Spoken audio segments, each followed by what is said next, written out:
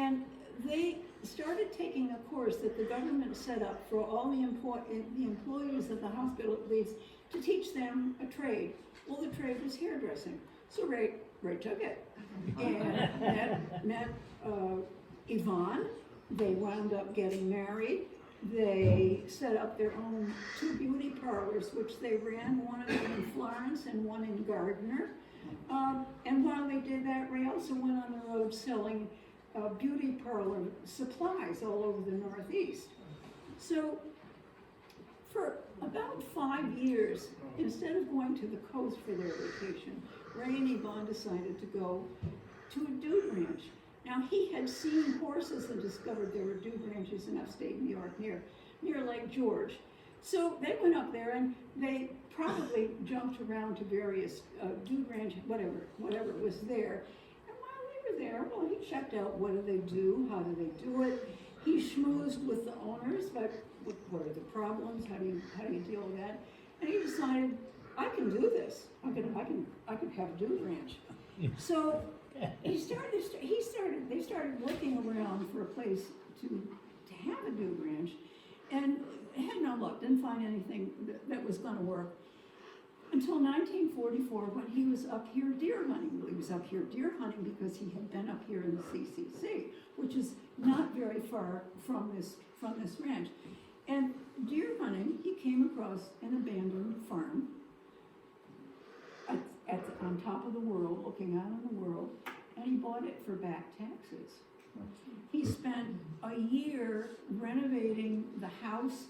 He was very proud about pulling down all the plaster ceilings and exposing the hand-hewn beams, and decorated. The house had been vacant since 1937, so you can imagine what critters were in there, what kind of a mess it was. Well, it didn't faze him. He fixed it up, and they opened the dude ranch. It's either the summer of 46 or 47. It's not clear when it was. So every year he made 250 gallons of powerful hard cider, which was for the hands, the ranch hands, and the dudes.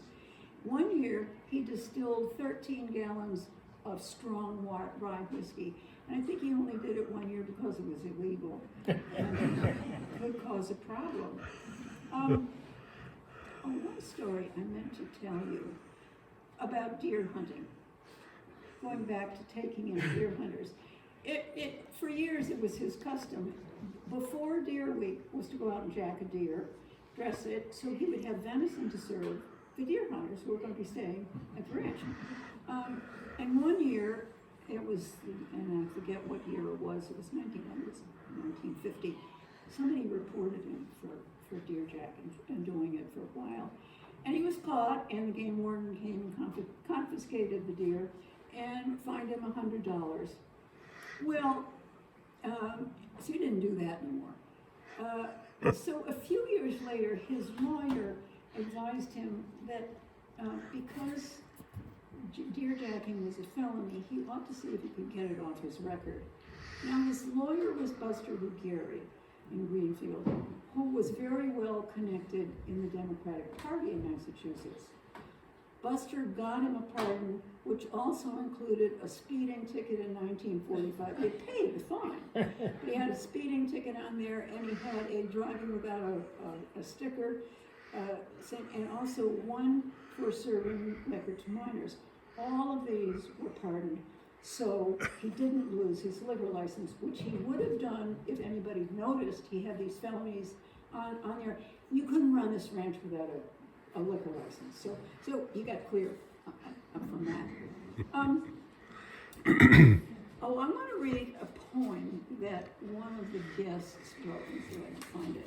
Yeah, one of the guests wrote this, which gives you a little idea of what a hail fellow well met he was, and everybody was aware that he just did everything there was to do on the ranch. To Ray. Ray Dumas is a talented man. If Ray can't do it, nobody can. He's king in the kitchen, his spaghetti supreme, his Sunday broiled chicken is really a dream. At the bar, he'll serve a Coke or a beer, or mix up your special glass of good cheer. With a wash tub, a broom, and an old piece of twine, he'll play with the orchestra music divine. He'll dance with the ladies, chirp a song like a bird, or tell the funniest stories you ever heard. So guests of the Dude Ranch, I propose a toast. Let's drink to Ray, the host with the most. Oh, all right. He was in the winter. He was a nonstop person. He drove school bus in the winter. Sometimes in the winter he worked at the Greenfield Tap and Dye. He was a selectman. He was on the Board of Health of Colrain. And Larry said Ray took in strays, stray people.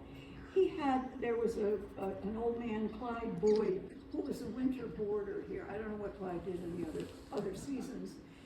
And there was a woman in town whose husband was abusing her and she needed to get out of there. And he took her and her daughter in here to the ranch. She may have helped out while she was here until she made some other arrangements. But the daughter met the guy the guy she married. She met him here and probably was married here. The woman, when she died, her ashes were scattered here. That was Ray, the taker in of strays. Just want to say a few words about, well, what about the property that he bought? Well, this had been operated by Calvin Coombs, who was he never married, he was an old bachelor farmer. He farmed with his father, Jonathan. His father, Jonathan, was born in 1817. Calvin was born in 1861, and when his father died, he went on farming by himself. He must have hired farm hands seasonally, because this was a big farm, 200 acres.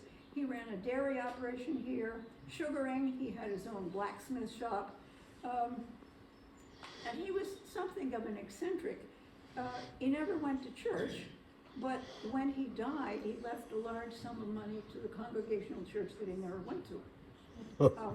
He had a housekeeper for 30 years named Eliza Dole.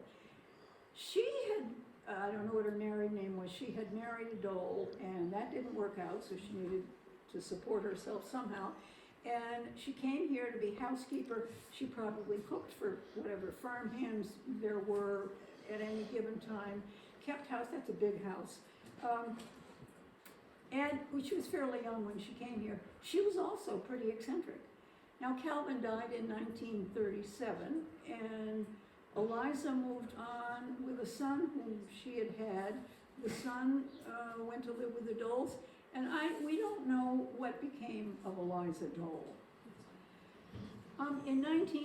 Going back to Ray and Yvonne was fighting cancer for about 5 years, the last few years of her life, and she died in 1969 or 70, and 1970 was the last year of the ranch. Ray sold the farm to Boyd and Wendy Hines in 1970. He and Philip, Larry was probably married by then. He and Philip went to live in an apartment in Colrain Center. And before long, he married Marjorie Phillips, and he was married to her for another 26 years, and he died in 1998 at the age of 90. Ray Dumas. Now, the Hineses, they lived in Connecticut, and they bought this as a place to come in the winter and on vacations, and they didn't change the house very much. They put a new kitchen in, but they didn't change the house very much, and they kept the ranchy feeling about it. And friends would come up from Connecticut for Thanksgiving, things like that. They could have plenty of room, and they could entertain a lot of people. They built this building that we're in. It was not on the ranch. It was built by the Hineses to house Wendy Hines's brother's antique car collection. That didn't last very long because he decided that he lived in Connecticut and it wasn't very convenient to have his collection up here, and he was down there. I've heard that they also stored motorcycles in here. Yes. And someone said that Paul Newman's motorcycle Yes. was here at one point. Steve Paul McQueen. Newman, Steve somebody McQueen. shaking their head, yes. Well, Paul Newman lived in Connecticut, and so did the Hineses. Little footnote there. When the Hineses' children, 3 children, were finally in college, they moved up here full time. They liked it here a lot. Moved up here full time. And those of you who were living here then will remember that in 1988, the Hines were tragically killed Yes. when they were driving back from Vermont, back here, and they, whether snow or ice, they hit and went off the road into the North River and drowned.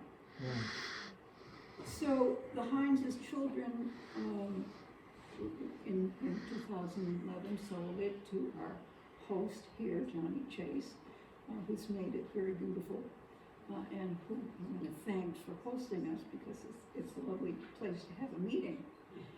Now I'm wondering if anybody here has a story they'd like to tell about the Dude Ranch, something, somebody who worked here, somebody raising a hand. Okay, tell us. Oh, there's another. Okay. Hi, everyone. I'm Jennifer Wells, and I'm close family friends of the Hineses, and they wanted to be here tonight, but they're far from here, and they send their best wishes, and of course, they love everything that Johnny has done. It's so magnificent, and we came up here as the families, through the 70s.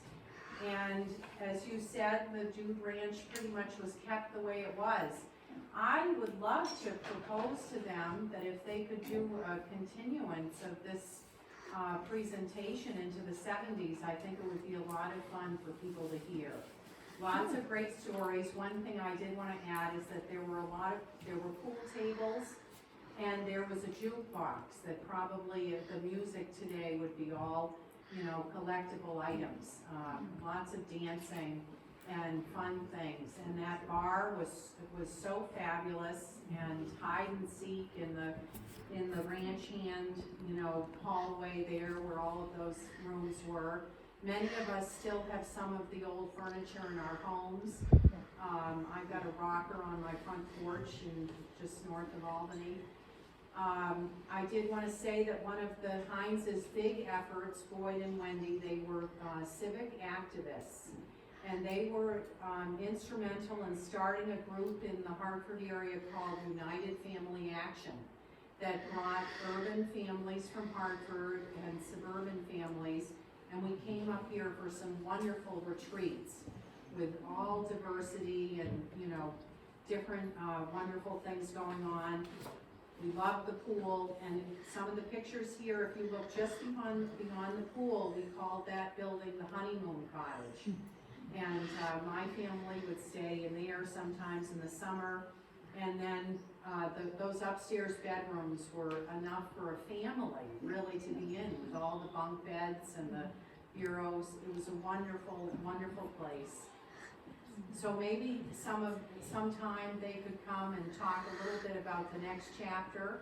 Sure. Which was great, but I just feel so emotional, and it looks so magnificent here. It does. It's such a beautiful place with great energy, and I love the new chapter of it. Yes. Yeah. Yeah, my name's John. I'm from East Hampton.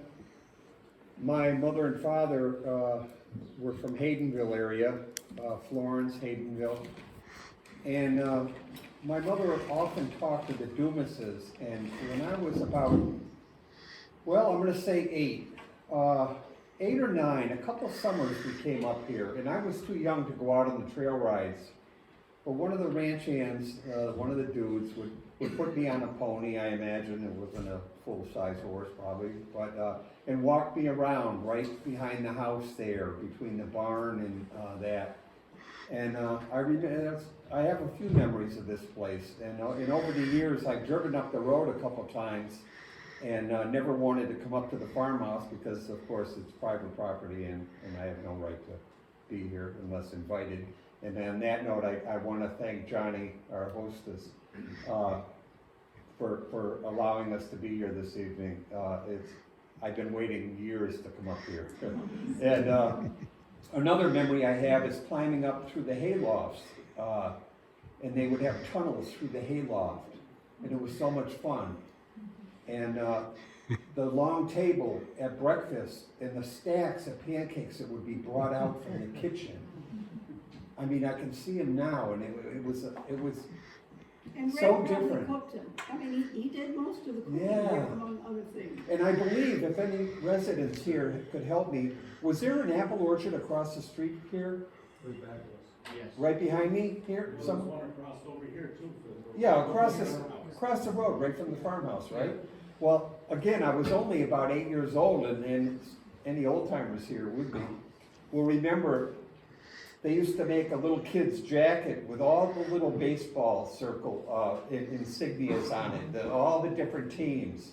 And it was a new jacket, and I think we came up here, like I say, my mother knew the Dumases, so that's probably why we came up here, maybe after season, because the apples had already been harvested, and the drops on the ground were rotting, and my brother Skip, rest his soul, it's a bad memory, chasing me through the apple orchard, and I fell, and he rolled me over in these rotten apples and ruined my coat. And I remember crying, running up the road with my mother.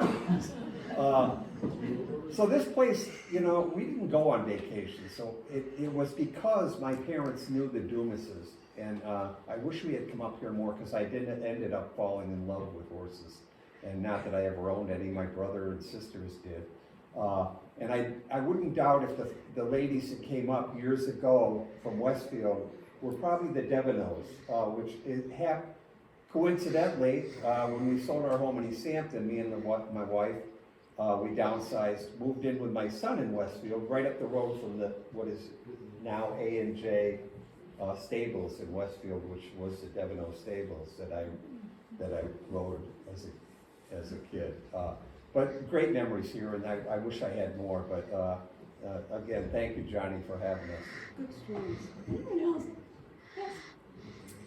I'm Jane Johnson. I married Larry Dumas back in 1970. We built the little brown house up here on the corner and lived there, had 2 children. And my mom and dad, who were Bob and Betty Goodell, used to come up here with Lyle and Teresa Hall and enjoy the nightlife and have a few drinks at the bar and whatnot. Well, one of the times, Larry and Tommy Hall and Larry Tower, when they used to have a horse that would pass away, they would drag it out somewhere and lime it down and whatnot. Well, they gathered up all those stones and attached them together with as many wires as they could. And they propped it up with 2x4s and put it on the corner as you go past the brown house. There's a corner. And they propped it up, and as Mom and Dad and Lyle and Teresa left here with a few drinks in there, they rounded that corner, and there it was, this skeleton of a horse. And the guys, of course, were in the bushes laughing like crazy. But anyway, that was the memory. Great stories to tell. Well, Are there any more photos? no, that's all the photos we've got for tonight. Joan? Well, when I was in 5th grade, this girl Helen with the bangs and we would start out on Saturday morning and from Colrain, and we'd come through Foundry Village and then turn up like we're going up to York Kennels, but somewhere past the cider mill, we'd branch off and we'd come up and we'd end up in the back field back here, and then there would be this was before the horse shows started, so we would just ride around and have fun, and I don't know who else was. Ray was here by that time, And so anyway, then they started having the gymkhanas, and Doug Shera and I and all the locals, Billy Herzig and all of us, would participate in the horse shows with barrel racing, relay racing, any other kind of racing. And so it was just a big fun time. Yeah, but it was the community involved in this, this business here. It wasn't just foods, the community got very involved. Anybody else? Well, we've got some refreshments there, several kinds of drinks and a bunch of things to eat.